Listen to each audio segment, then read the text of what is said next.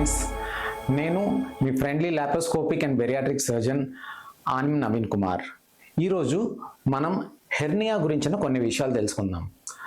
చాలామందికి తెలియని విషయాలు, అసలు హెర్నియా అంటే ఏమిటి, దానిని వేరే ప్రాబ్లమ్స్ నుంచి ఎలా డిఫరెన్షియేట్ చేయాలి, దానికి ఉండే ట్రీట్మెంట్ ఆప్షన్స్ ఏంటి, లాప్రోస్కోపీ యొక్క రోల్ హెర్నియాలో ఏంటి.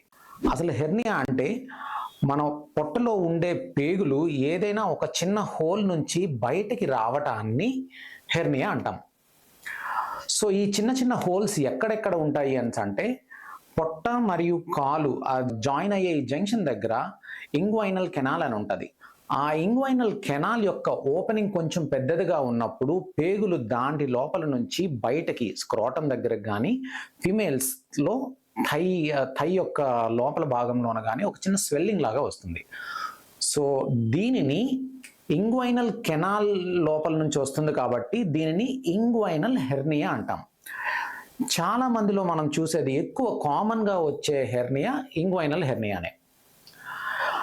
ఇదే కాకుండా కొన్నిసార్లు అంబిలికస్ అంటే మన బొడ్డు దగ్గర కూడా కొంతమందికి హోల్ కొంచెం పెద్దదిగా ఉండి ఆ హోల్ లోపల నుంచి కూడా పేగులు బయటకు వస్తూ ఉంటాయి.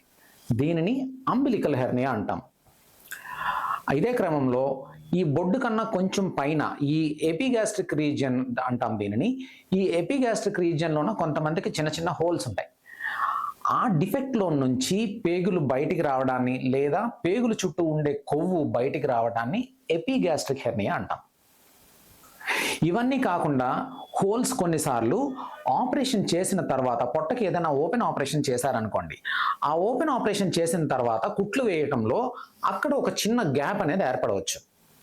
ఈ గ్యాప్ చాలా రకాల కారణాల వల్ల వస్తుంది. పేషెంట్ కొంచెం ఒబీస్గా ఉన్నా, పేషెంట్ యొక్క కండరాలు వీక్గా ఉన్నా, సూచర్ సరిగ్గా తీసుకోకపోయినా, ఈ అన్ని కారణాల వల్ల ఎక్కడైతే ఆపరేషన్ చేశారో ఆ ఆపరేషన్ చేసిన దగ్గర చిన్న గ్యాప్ అనేది ఏర్పడుతుంది. ఆ గ్యాప్లో నుంచి నిలుచున్నప్పుడు కానీ లేకపోతే పని చేస్తున్నప్పుడు కానీ పేగులు బయటికి రావటం అనేది జరుగుతుంది. దీనినే ఇన్సిషనల్ హెర్నియా అంటాం. ఇన్సిషన్ అంటే ప్రీవియస్గా కట్ చేయబడిన పార్ట్. సో ఆ కట్ చేసిన ఆ పార్ట్ లోపల నుంచి వస్తుంది కాబట్టి దీన్ని ఇన్సిషనల్ హెర్నియా అంటాం. మనం తెలుసుకున్నది అంబిలికల్ హెర్నియా, ఇంగ్వైనల్ హెర్నియా, అలాగే ఇన్సిషనల్ హెర్నియా. ఈ మూడే కామన్గా వచ్చేవి. సో అసలు హెర్నియా ఉంది అని మనకు ఎలా తెలుస్తుంది అంటే ఈ పర్టికులర్ నేను ఇప్పుడు చెప్పిన ఈ పర్టికులర్ రీజియన్స్లో, అంటే ఇంగ్వైనల్ రీజియన్లో గజ్జల దగ్గర అంటాం కదా, అక్కడ కానీ బొడ్డు దగ్గర కానీ ఇది వరకు చేసిన ఆపరేషన్ దగ్గర కానీ నిల్చున్నప్పుడు ముందుకు వంగున్నప్పుడు ఒక స్వెల్లింగ్, ఒక బొడుపులాగా బయటికి వస్తుంది. లేదా దగ్గేటప్పుడు అక్కడ బొడుపులాగా వచ్చి ఇనీషియల్గా అది మళ్ళీ వెంటనే పడుకుంటే తగ్గిపోతుంది. ఇది classical feature of a hernia. Hernia మొదటి స్టేజెస్లో ఒక స్వెల్లింగ్ లాగా బయటికి వచ్చి మళ్ళీ వెంటనే లోపలికి తగ్గిపోతుంది. క్రమేణా రోజులు గడిచే కొద్దీ ఆ స్వెల్లింగ్ నెమ్మదిగా పెద్దదవుతూ ఉంటుంది. అప్పుడప్పుడు పెయిన్ వస్తుంటుంది. సో యాజ్ లాంగ్ యాజ్ బయటికి వచ్చే ఆ పేగు మళ్ళీ లోపలికి వెళ్ళిపోతే పెయిన్ అనేది వెంటనే తగ్గిపోతుంది. కానీ కొన్నిసార్లు ఏం జరుగుతుందంటే ఈ పేగులు నెమ్మదిగా బయటికి వచ్చి అవి అక్కడే స్టిక్ అయ్యి ఉండిపోవటం కానీ, లేదా పేగు తిరిగి మడత పడటం కానీ, ఆ పేగులకి బ్లడ్ సప్లై తగ్గడం కానీ ఇది జరుగుతుంది. కొన్నిసార్లు పేగుల చుట్టూ ఉండే కొవ్వు అంటే ఒమెంటం అంటాం దీన్ని. ఈ ఒమెంటం కూడాను ఈ హోల్స్లో నుంచి బయటికి రావచ్చు. ఈ రెండింటిలో ఒమెంటం వస్తే జనరల్గా పెయిన్ తక్కువ ఉంటుంది. పేగులు బయటకు వస్తే పెయిన్ కొన్నిసార్లు సివియర్గాను, కొన్నిసార్లు ప్రమాదకరంగాను ఉంటుంది. ఇప్పుడు అనుమానం వస్తే, ఒకవేళ హెర్నియా ఉంది అనే అనుమానం వస్తే మనం వెంటనే ఒక సర్జన్ని కన్సల్ట్ చేస్తే సర్జన్ మనకి అడిగే ఫస్ట్ టెస్ట్ అల్ట్రాసౌండ్ స్కాన్ చేయమని అడుగుతారు. స్కాన్లో హెర్నియా ఉన్నదా లేదా అనేది, ఆ డిఫెక్ట్ యొక్క సైజు, సింగిల్ డిఫెక్ట్ ఉందా లేదా మల్టిపుల్ డిఫెక్ట్స్ ఉన్నాయా, ఆ పేగులు వస్తున్నాయా లేదా ఒమెంటం వస్తుందా అనేది క్లియర్ కట్గా అందులోనే మనకు తెలుస్తుంది స్కాన్లో. ఈ ఫీచర్స్ని దృష్టిలో ఉంచుకొని, పేషెంట్ సిమ్టమ్స్ని దృష్టిలో ఉంచుకొని, పేషెంట్ యొక్క బాడీ హ్యాబిటస్ని దృష్టిలో ఉంచుకొని మీ సర్జన్ మీకు సరైన అడ్వైజ్ ఇస్తారు. హెర్నియా అనే ప్రాబ్లంకి మందులతోని ట్రీట్మెంట్ జరగదు. ఎనీ సార్ట్ ఆఫ్ హెర్నియా మనకి సర్జికల్గానే ట్రీట్ చేయబడుతుంది. సర్జరీ అనేది ఎలాగ చేయాలో తెలుసుకుందాం. సో ఒకసారి స్కాన్లోన కన్ఫర్మ్ చేసుకున్న తర్వాత సర్జన్ చూసిన తర్వాత మీకు కొంతసేపు వెయిట్ చేయొచ్చా లేదా సర్జరీ తొందరగా చేయాల్సి ఉంటుందా అనేది సర్జన్ డిసైడ్ చేయగలుగుతారు. సో కొంతమందికి పెయిన్ వస్తున్నా లేకపోతే ఇంటెస్టైనల్ సిమ్టమ్స్ అంటే మోషన్ సరిగ్గా అవ్వకపోవటమో లేకపోతే పెయిన్ ఎపిసోడ్స్ ఫ్రీక్వెంట్గా ఉంటే ఎర్లీగా సర్జరీ చేయవలసి ఉంటుంది. అంతేకాకుండా దీనిలో కొన్ని కాంప్లికేషన్స్ ఉంటాయి. పేగు తిరగబడటం లేదా పేగు అణుచుకుపోవటం లేదా కొన్నిసార్లు పేగులకి బ్లడ్ సప్లై వెళ్లకుండా వాటిని గ్యాంగ్రీన్ అంటాం, కుళ్ళిపోవటం అనేది స్టార్ట్ అవుతుంది. ఇలాంటి సందర్భాల్లోన ఆపరేషన్ కొంచెం ఎమర్జెన్సీగా చేయవలసి ఉంటుంది. కానీ అన్నిటికన్నా ఉత్తమమైనది ఏంటంటే ఎర్లీ స్టేజెస్లోన కాంప్లికేషన్స్ ఏమీ లేని సమయంలోన సర్జరీ చేయటం అనేది హెర్నియాలో అన్నిటికన్నా ఉత్తమమైన పని. సో సర్జరీ దీనికి హెర్నియాకి మందులు ఏమీ పనిచేయవు.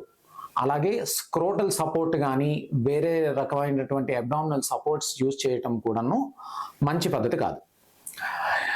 సర్జన్ అడ్వైస్ తీసుకొని సర్జరీకి ప్రొసీడ్ అవ్వటం ఒక్కటే హెర్నియాలోన ట్రీట్మెంట్ విధానం.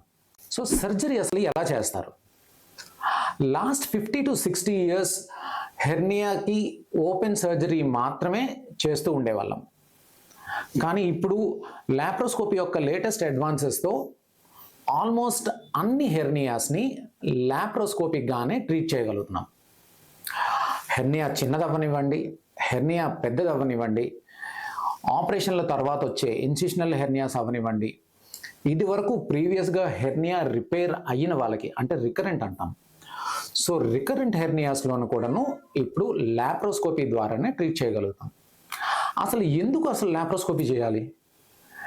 హెర్నియాకి ఇంతవరకు ఓపెన్ సర్జరీతోనే చేసేవాళ్ళం కదా, కానీ ఇప్పుడు లాప్రోస్కోపీకి మారడానికి గల కారణాలేంటి? సో లాప్రోస్కోపీ ద్వారా ఈ హెర్నియా రిపేర్ చేయటం వల్ల there will be very less pain, maybe 1 or 2 days hospital స్టేతో పేషెంట్ మళ్ళీ ఇంటికి వెళ్ళటం, with almost literally no blood loss surgery పూర్తి చేయగలుగుతాం. అంతేకాకుండా లాప్రోస్కోపిక్ రిపేర్లోన వాడే mesh they are individualized according to the hernia. ఆ హెర్నియా యొక్క హోల్ని బట్టి ఆ మెషెస్ అనేవి డిజైన్ చేయబడి ఉంటాయి. దీనివలన ఆ హెర్నియా మళ్ళీ రిపీట్ అవ్వడం అనే అవకాశం చాలా తక్కువ లాప్రోస్కోపీ రిపేర్ చేయడం ద్వారా. పేషెంట్ తొందరగా ఇంటికి వెళ్ళటం, అదే కాకుండా వాళ్ళ యొక్క నార్మల్ వర్క్ అండ్ లైఫ్కి రిటర్న్ అవ్వటం వలన లాప్రోస్కోపీ ద్వారా చాలా బెనిఫిట్ అనేది చూస్తున్నాం. ఇవే కాకుండా ఓవరాల్గా చూసుకున్నట్టయితే laparoscopic repair proves to be more economically beneficial. Once laparoscopy ద్వారా చేసిన తర్వాత హెర్నియా మళ్ళీ రిపీట్ అవ్వడం అనే అవకాశం చాలా చాలా తక్కువ. ఇప్పుడు మనం open hernial surgery, laparoscopic surgery ఈ రెండింటిని కనుక కంపేర్ చేసుకున్నట్టయితే ఓపెన్ సర్జరీ తప్పనో లేకపోతే మంచి రిజల్ట్స్ ఇవ్వదు అని కాదు. ఓపెన్ సర్జరీ వల్ల కూడా చాలా మంచి రిజల్ట్స్ వస్తాయి. అయితే లాప్రోస్కోపిక్ సర్జరీలోన కట్ చేయడం అనేది ఉండదు కాబట్టి దీని వలన చాలా తక్కువ పెయిన్ ఉంటుంది అండ్ తొందరగా రికవర్ అవ్వడానికి ఛాన్స్ ఉంటుంది.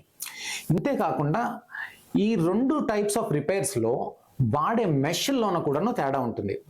యూజువల్గా ఓపెన్ రిపేర్లో పాలీప్రొపిలీన్ అనే ఒక మెటీరియల్తో తయారు చేసే మెష్ వేస్తాం. కానీ లాప్రోస్కోపీలోన ఆ హెర్నియా యొక్క టైప్ని బట్టి దాని యొక్క ప్లేస్ని బట్టి మనం మెష్ అనేది సెలెక్ట్ చేసుకోవడం జరుగుతుంది. ఉదాహరణకి పొట్ట లోపల నుంచి కూడాను రిపేర్ చేసే కొన్ని విధానాలు ఉంటాయి. అంబిలికల్ హెర్నియాకి పొట్ట లోపలికి వెళ్ళి రిపేర్ చేయటం వల్ల అందులో పొట్ట లోపల వేసే 2 layers ఉన్న మెష్లు ఉంటాయి. ఇవి కొంచెం కాస్ట్లీ అయినప్పటికీ సేఫ్టీని దృష్టిలో ఉంచుకుంటే ఇదే మంచిది. అండ్ ఇప్పుడు లాప్రోస్కోపిక్ పద్ధతుల్లో ఈటెప్ అనే ఒక ప్రొసీజర్ చేయటం వల్ల ఆ మెష్లు మజిల్ లేయర్స్ మధ్యన పెట్టడం వల్ల దీనికి ఉండవలసిన అన్ని benefits of a hernial surgery ఉంటున్నాయి.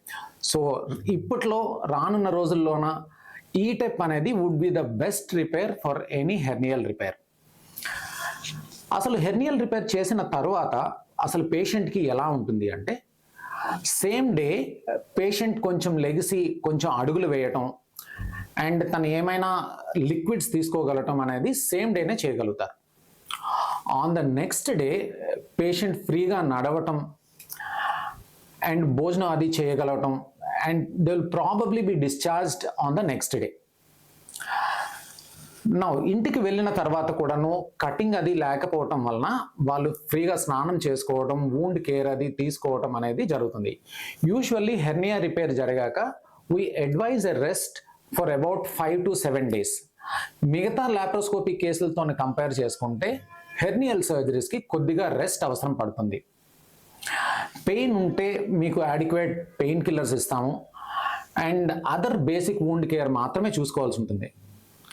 హెర్నియల్ రిపేర్ చేయించుకున్న వాళ్ళు తీసుకోవాల్సిన జాగ్రత్తలు ఏంటి అని అంటే, వాళ్ళు ఫార్వర్డ్ బెండింగ్ అంటే ముందుకి బెండ్ అయ్యే పనులు కానీ, లేదా హెవీ వెయిట్స్ బకెట్లతో నీరు ఎత్తడమో లేకపోతే బరువైన వస్తువులు ఎత్తడమో ఇలాంటివి అవాయిడ్ చేయాల్సి ఉంటుంది. డిఫెక్ట్ సైజ్ పెద్దగా ఉండి పెద్ద హెర్నియల్ రిపేర్ చేసిన వాళ్ళు కొన్నిసార్లు అబ్డామినల్ బెల్ట్ వాడవలసి ఉంటుంది. కొన్ని రేర్ సర్కమ్స్టాన్సెస్లో పేగులతోనూ కూడా సర్జరీ చేసిన వాళ్ళకి కొద్ది ఎక్కువ రోజులు యాంటీబయోటిక్స్ మరియు మిగతా ట్రీట్మెంట్స్ అవసరం పడతాయి. ఇవి తప్పిస్తే the usual recovery after a hernial surgery is seamless and you should be back to your normal life within 5 to 7 days. ఇందులో పెద్ద ఫుడ్ రెస్ట్రిక్షన్ ఉండదు, and you can do about your normal regular exercise in 3 to 5 days and be back to normal.